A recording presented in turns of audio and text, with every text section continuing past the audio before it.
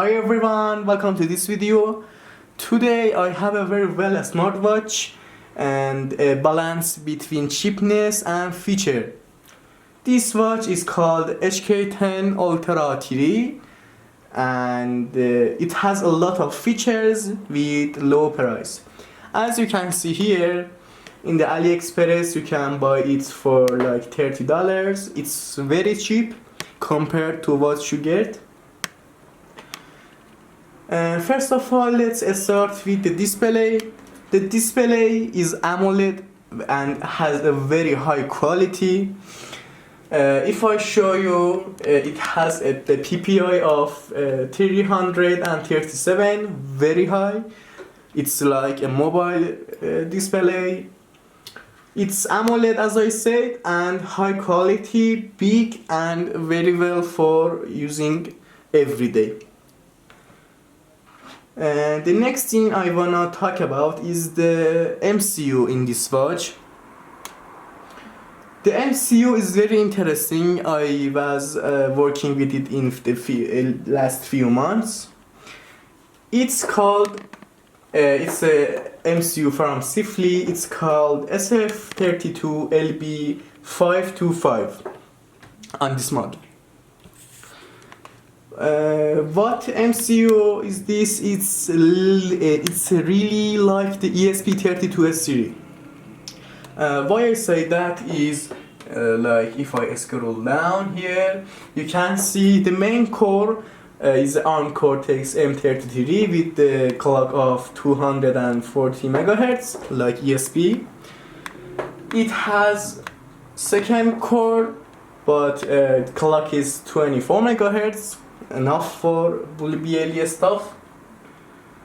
It's really like ESP32S series, but with the difference, it doesn't have Wi-Fi, but it has GPU, which means we can get 60 Hz refresh rate on the display.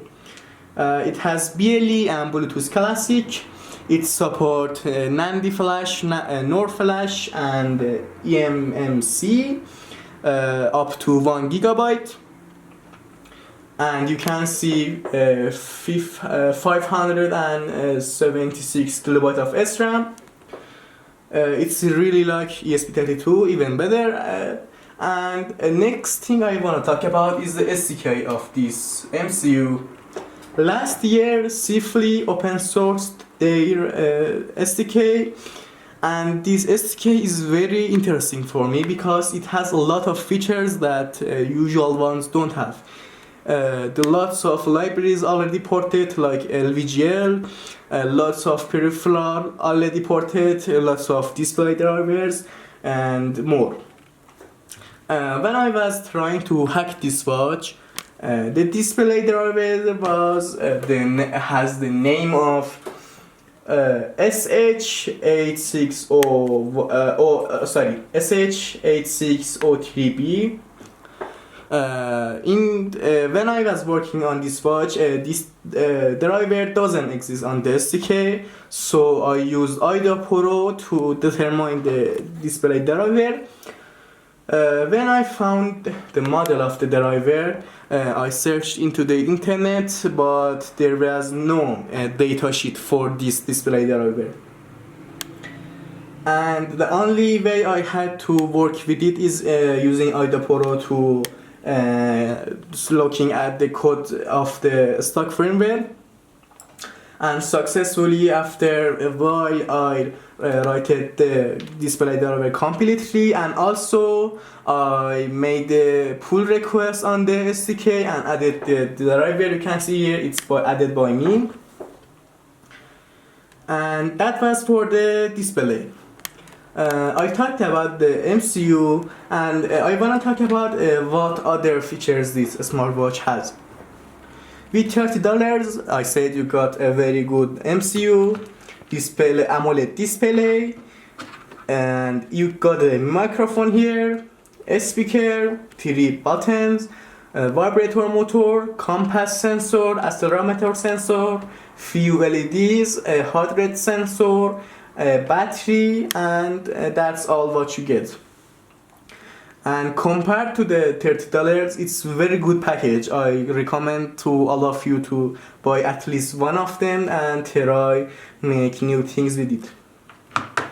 Now, for hacking this watch, I tried to look for a development menu in the setting on the stock firmware, and fortunately there was one that was allow me to switch between UART and SWD for the protocol of the communication, but you actually don't need to do that. Only the default UART converter, UART communication is enough. Now, if you buy this watch, there's a problem if you open the back. The main board is stocked with 3 wires for 3 buttons here. You can see here 1 and 2 and 3. Which means you can't get the motherboard off without cutting one of these wires. But if you can see also there is a wireless charging here. You can see here this is a coil.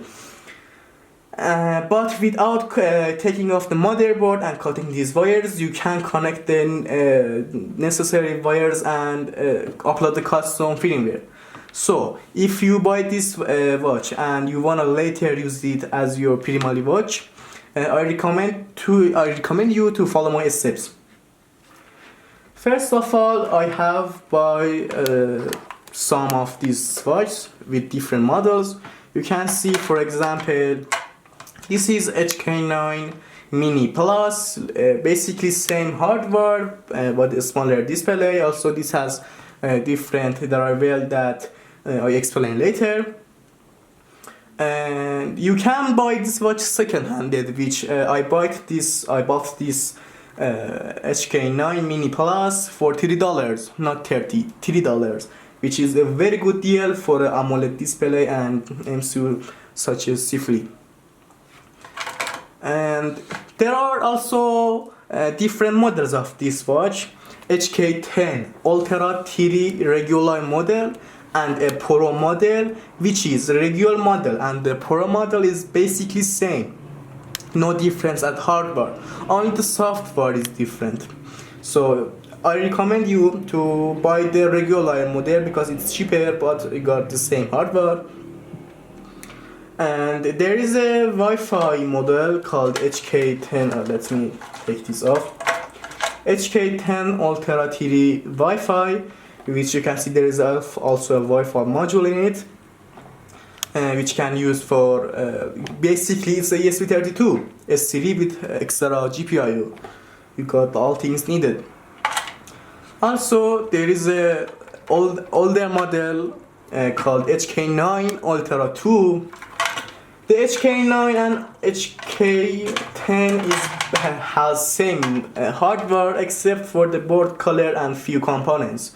You can see the NAND flash on all of the models except the Wi-Fi, which is 256 megabyte. All of them has 128 megabytes of the NAND flash.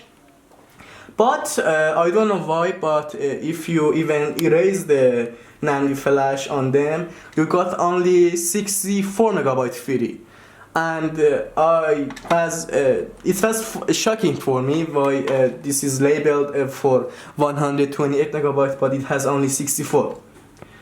And I changed one of the NAND flash with the newer one that I bought, and it show the full 128, which means the NAND flash stocked at these boards are half healthy. It seems they have burned half of it. I don't know why and how, but it's only got to 64 megabyte. After that, let me show you a stock firmware. You can see this is HK9 and some displays. The displays are drivers are different for HK9 and HK10 and the HK Mini Plus and the Wi-Fi model. But they are all included in the SDK I uploaded. So this is basically one of the displays for HK9. If I connect the connector here, it's a bit tricky.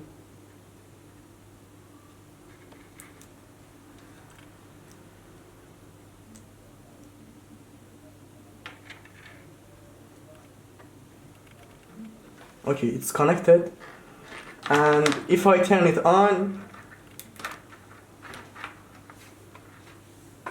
you can see it will turn on.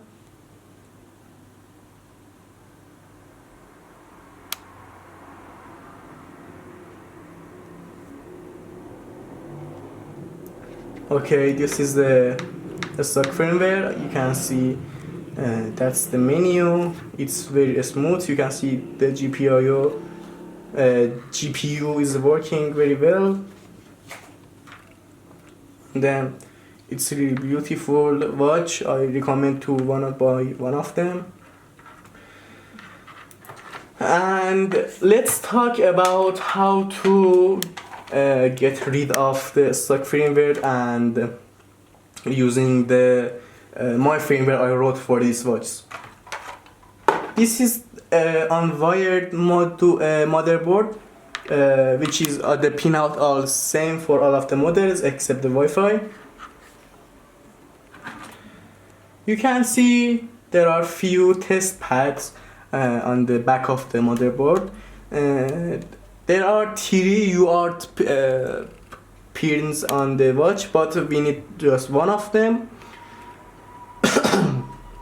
If you look at this, there is a pin called DBG TX and DBG RX. That's basically for debugging RX pin and TX pin that you need to connect to your UART converter, and you also need a GND pin. That's all.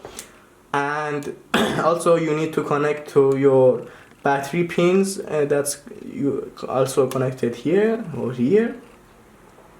Only battery and your converter is enough to make this work.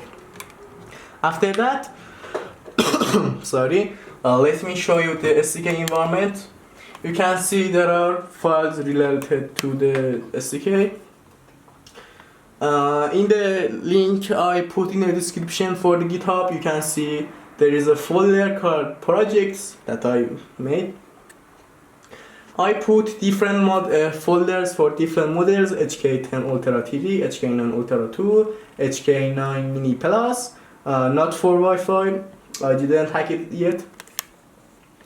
If you go to the folder, you will reach this folder. You can see you reach this folder. Basically, there are a few folders. There is a folder called disk. The disk folder is used to basically putting files into the NAND flash. It's not used yet, the disk folder, but I will make it ready for the next updates. There is a folder called project. It's necessary files for building the project. And source folder, basically the source of the watch here. What I have made ready is the watch is currently based, the SDK is based on the Ultra3 OS. And the good thing this SDK has, it has already wrote some drivers for different NAND flash models, also the one who used in this watch. So I didn't have to write the driver for NAND flash. And so yes, the file system works perfectly. The next thing I have ported is the FlashDB, and FlashDB is used to use temporary data in the RAM and permanent also. Also, the file system uses TRFFS2 to communicate with the NAND flash. And another thing is this SDK has a app framework to manage and make new apps. Like if you see the menu in the watch, I will show you. You can make apps, and the Reclor GIF file is in this folder. Let me show you the code. You can see basically loading the GIF file and showing it. Let me show you the actual thing. You can see we have a smooth menu, honeycomb menu, yes. The not the FPS, it's 16. It's very smooth. And so if I click on the regular app, it's playing the GIF. So yeah, let's back to the files. And that's for the HK10 Ultra3. For HK9 basically same thing. HK9 I am making a music player with it, and it's not done yet, but you can see the display is very good for making a music player. So next thing I want to talk is the GIF file itself. You can see the apps load and decode the GIF file, and it basically plays it. I didn't convert anything, it's done automatically. The SoC has a feature called zip that decompresses the files so fast and decodes it basically. And let me show you some of the codes. The watch app, that the buttons are button related code is here, LVGL setup, thread, and more.